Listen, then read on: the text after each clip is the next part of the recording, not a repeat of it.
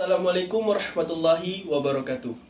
Perkenalkan, nama saya Teguh Chandra dengan NIM 22552011110027. Oke, di sini saya ingin mereview materi yang telah kita pelajari selama 1 tahun ini. Oke, langsung saja. Oke, kita akan masuk ke materi pertama, yakni pengantar jaringan komputer. Apa itu jaringan komputer? Jaringan komputer adalah kumpulan perangkat komputer yang saling berhubungan satu sama lain untuk berbagi data, informasi, dan sumber daya. Jaringan komputer memiliki berbagai macam jenis, mulai dari LAN, MAN, hingga WAN. LAN adalah jaringan komputer yang cakupannya kecil, seperti di dalam rumah, kantor, atau sekolah.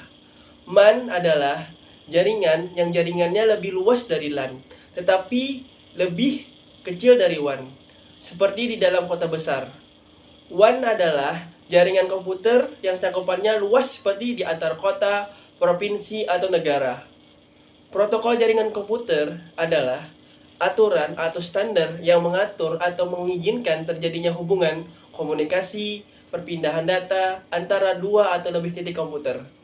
Protokol jaringan komputer berfungsi untuk memastikan bahwa data dapat dikirimkan dan diterima dengan benar oleh perangkat pengirim dan penerima, meskipun mereka memiliki sistem yang berbeda. Protokol jaringan komputer yang sering digunakan adalah TCP, UDP, IP, ICMP, DNS, HTTP, FTP, dan SSH. TCP digunakan untuk mengirim data secara terpercaya. UDP digunakan untuk mengirimkan data secara tidak terpercaya. IP digunakan untuk memberikan alamat IP kepada perangkat jaringan. ICMP digunakan untuk mengirimkan pesan kontrol di jaringan. DNS digunakan untuk menerjemahkan nama domain menjadi alamat IP. HTTP digunakan untuk mentransfer data web. FTP digunakan untuk mentransfer file. SSH digunakan untuk mengakses perangkat secara aman. Mode referensi OSI atau TCP adalah mode referensi yang membagi proses komunikasi jaringan menjadi beberapa lapisan. Mode referensi membagi proses komunikasi jaringan itu menjadi 7 lapisan yang akan dibahas untuk materi selanjutnya. Materi yang selanjutnya yaitu referensi model OSI. Apa itu model OSI? Model OSI adalah model referensi yang dikembangkan oleh ISO pada tahun 1984 untuk standar sistem komputer untuk saling berkomunikasi satu sama lain. Modul OSI membagi proses komunikasi jaringan menjadi 7 lapisan, yaitu ada application layer, presentation layer, session layer, transport layer, network layer, data link, dan physical layer. Application layer adalah lapisan yang berhubungan dengan aplikasi yang dipilih oleh pengguna, seperti HTTP, FTP, dan SMTP. Presentation layer adalah lapisan yang berfungsi untuk mengkonversi dan memformat data untuk transfer data seperti ASCII, GIF, dan JPG. Lapisan ini juga melakukan translasi, kompresi, dan enkripsi data. Session layer adalah lapisan yang berfungsi untuk mengatur transmisi data antara dua perangkat seperti simplex mode, half duplex mode, dan full duplex mode. Lapisan ini juga melakukan autentikasi, otorisasi, dan penanganan sesi. Transport layer adalah lapisan yang berfungsi untuk memecah data menjadi segmen yang diberi nomor urut dan mencari jalur yang kosong untuk transmisi data. Network layer adalah lapisan yang berfungsi untuk memecah segmen menjadi paket dan menentukan alamat jaringan yang harus diambil secara perjalanan. Data link layer adalah lapisan yang berfungsi untuk mengubah paket menjadi frame atau bagan yang berhubungan dengan hardware dan mengirimkan melalui media komunikasi. Lapisan ini juga melakukan pemeriksaan kesalahan dan pengaturan komunikasi lapisan fisik. Dan yang terakhir yakni physical layer adalah lapisan yang berfungsi untuk mengubah data menjadi bit dan mentransfernya melalui media seperti kabel. Lanjut ke materi selanjutnya yaitu referensi model TCP dan IP. Apa itu TCP dan IP? TCP dan IP adalah kumpulan protokol yang digunakan dalam jaringan komputer yang mencakup TCP dan IP, serta protokol lain yang berperan di dalam komunikasi jaringan. Model TCP atau IP adalah model praktis yang terdiri dari 4 lapisan, yaitu application layer, transport layer, network layer, dan physical layer. Model ini lebih sering digunakan dalam implementasi nyata jaringan pada modul OSI yang terdiri dari 7 lapisan. Application layer adalah aplikasi yang berhubungan dengan aplikasi dan pengguna, seperti HTTP, FTP, dan SMTP. Transport layer adalah lapisan yang mengelola pengiriman data yang andal antara dua perangkat seperti TCP. Network layer adalah lapisan yang mengelola pengiriman data melalui jaringan yang terdiri dari banyak perangkat seperti IP dan protokol routing. Physical layer adalah lapisan yang berhubungan dengan perangkat keras fisik jaringan seperti kabel dan perangkat keras jaringan. IP address adalah alamat unik yang diberikan kepada setiap perangkat dalam jaringan. IP port dan IPsec adalah dua versi protokol IP yang digunakan saat ini. IPv6 diperkenalkan karena alamat IP port semakin habis. Yang selanjutnya yakni media transmisi wire. Media transmisi adalah media yang menghubungkan antara pengirim dan penerima informasi dalam jaringan komputer. Media transmisi dapat dibedakan menjadi dua jenis, yaitu media transmisi kabel wire atau media transmisi tanpa kabel wireless. Media transmisi wire adalah media transmisi yang menggunakan kabel sebagai pengantar data, seperti kabel UTP, kabel koaksial, dan kabel fiber optik. Kabel UTP adalah kabel yang terdiri dari 4 pasang kawat yang disusun secara berpasangan yang dipilin. Kabel UTP sering digunakan dalam jaringan LAN dengan konektor RJ445. Kabel UTP dapat dibuat menjadi strike kabel atau crossover kabel tergantung pada kebutuhan.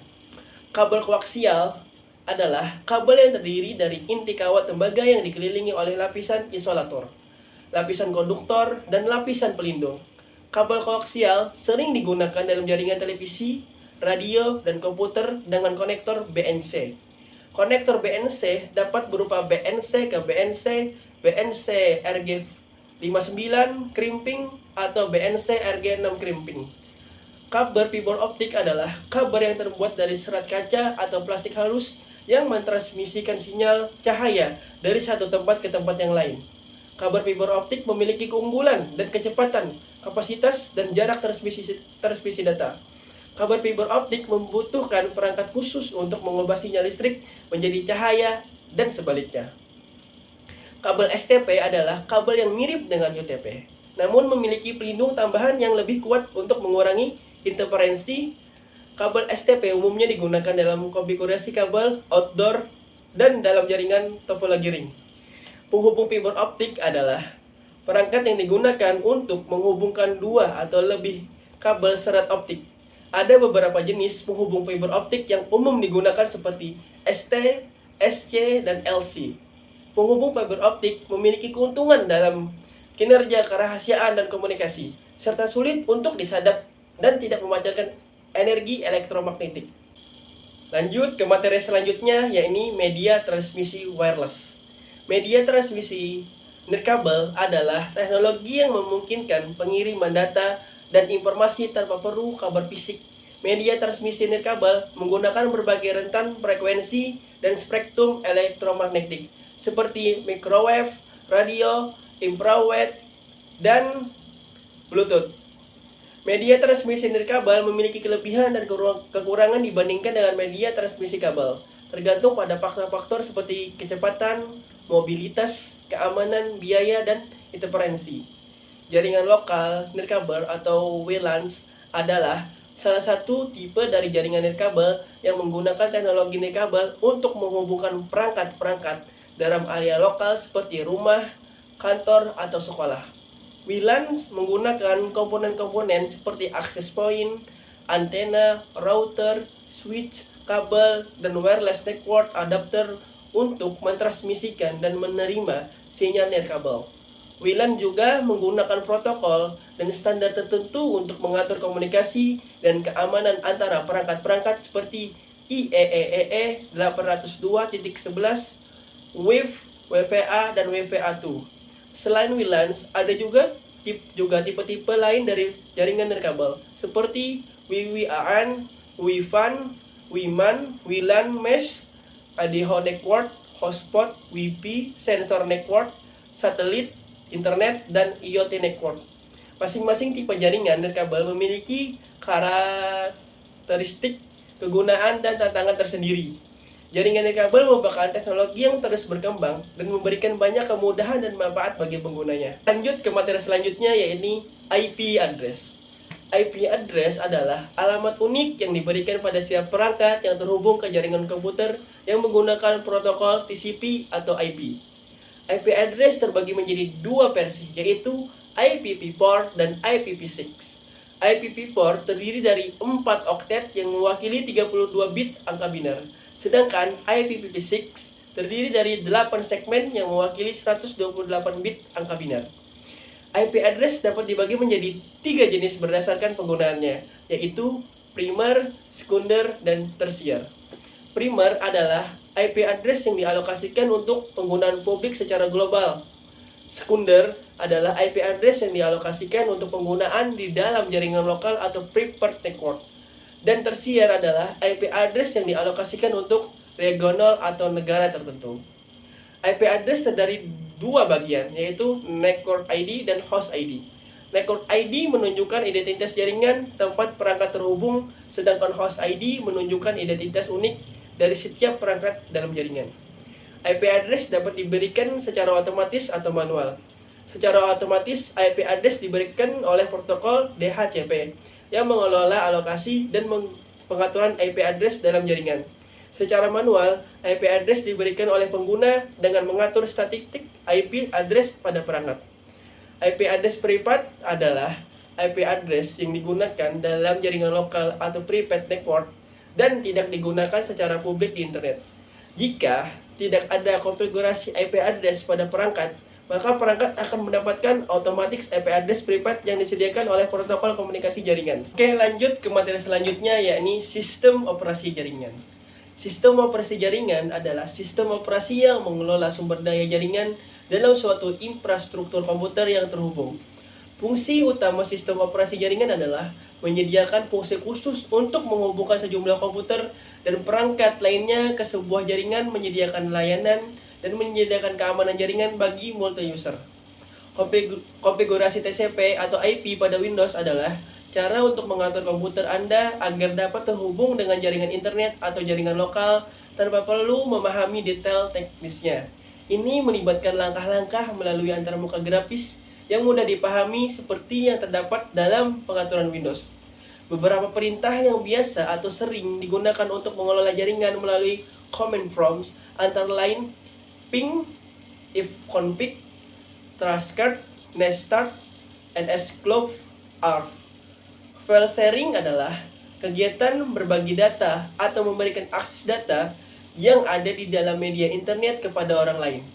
Data dibagikan dapat berupa berbagai macam bentuk, mulai dari dokumen, program komputer, buku elektronik, hingga multimedia, seperti audio, gambar, atau video. Protokol file sharing adalah aturan-aturan yang mengatur bagaimana file dapat ditransfer atau dibagikan antara komputer atau perangkat yang berbeda. Beberapa protokol yang umum digunakan adalah SMB, FTP, dan NPS. Perizinan akses adalah konfigurasi yang menentukan hak akses pengguna terhadap file yang dibagikan. Perizinan seperti read, write, dan execute ini ditetapkan pada tingkat folder atau file untuk mengatur akses penggunaan terhadap file yang dibagikan. Hal ini melibatkan manajemen perizinan secara tepat untuk penggunaan atau grup pengguna tertentu. Routing adalah proses pengaturan dan pengelolaan arus data antara berbagai perangkat atau jaringan yang berbeda. Ini melibatkan pengalihan paket data dari suatu jaringan ke jaringan lainnya melalui perangkat jaringan seperti router. Tujuannya adalah untuk menemukan jalur terbaik agar paket data mencapai tujuan dengan efisien. Oke, langsung ke materi selanjutnya, yakni koneksi internet. Gateway adalah perangkat yang menjadi gerbang untuk mengakses internet, baik berupa router atau PC dengan software router. NAT atau NAT adalah fungsi router yang mengadakan IP address agar perangkat di belakangnya bisa mengakses internet. Perangkat NAT meliputi router NAT dan gateway NAT. Dial-up adalah koneksi internet yang menggunakan jaringan telepon dan modem dial-up. Dengan kecepatan maksimal 56 kbps, dial-up dapat digunakan dalam jaringan lokal, LAN, atau pribadi, tetapi mengganggu penggunaan telepon. Kabel adalah koneksi internet yang menggunakan kabel TV dengan kecepatan yang bervariasi mulai dari 64 kbps hingga 1536 kbps. Kabel dapat berupa kabel personal atau dedicated. Dengan biaya tetap dan layanan tanpa batas, kekurangan kabel adalah jaringan yang masih terbatas dan biaya modem yang mahal. Nirkabel adalah koneksi internet yang menggunakan gelombang radio dengan jangkauan yang luas dan kecepatan yang tinggi. Nirkabel dapat berupa GPRS, WiFi, atau satelit. Dengan kelebihan kemudahan penggunaan dan tidak terikat pada kabel, kekurangan nirkabel adalah koneksi yang dapat dipengaruhi oleh cuaca dan kurang stabil dalam ruangan tertutup. Oke, materi yang selanjutnya yakni metode akses. LAN adalah jaringan komputer yang mencakup area geografis terbatas, seperti dalam sebuah gedung atau kampus. Metode akses adalah cara perangkat dalam jaringan berkomunikasi. Metode akses membantu mengatur bagaimana perangkat di dalam LAN berbagi dan mengakses saluran komunikasi. CSMA atau CD adalah metode akses yang umum digunakan di LAN. CSMA atau CD memeriksa kesediaan saluran sebelum mengirim data. CSMA atau CD dapat mengatasi masalah kolisi data, tetapi memiliki kinerja yang menurun saat lalu lintas jaringan meningkat. Ethernet adalah standar IEEE yang berkaitan dengan metode akses CSMA atau CD. Ethernet memiliki alamat fisik 6 byte, laju data antara 1 sampai 100 Mbps, dan format bingkai yang tidak menyediakan mekanisme acknowledge. Ethernet dapat diimplementasikan dengan berbagai jenis kabel seperti ThinkNet, Twisted Pair, atau thread optik. Token ring adalah standar IEEE yang berkaitan dengan metode akses token passing. Token ring memiliki laju data 4 atau 16 Mbps dan topologi ring yang harus berbentuk lingkaran. Token ring menggunakan token sebagai izin untuk mengirim data. Token ring dapat mencegah kolisi data dan menghasilkan performansi yang lebih baik pada penggunaan bandwidth tinggi. PDDI adalah standar IEEE yang berkaitan dengan metode akses token passing.